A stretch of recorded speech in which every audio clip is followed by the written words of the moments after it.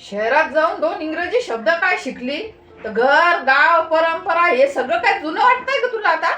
कारण तू नवीन काही पाहिलंच नाही. तुझं जग या 4 भिंतींपलीकडे कधी जातच नाही. मी दमले आता तुझ्या या नियमांनी जगताना.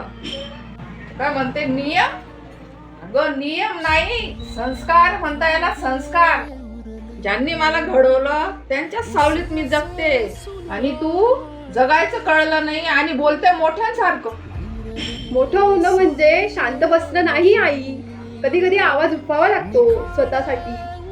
उठव, पण घर मोडू नकोस ग, कारण प्रेम कुठेतरी माझं मागे राहिलं. प्रेम राहिलंय ग, पण तू ऐकणं सोडलं.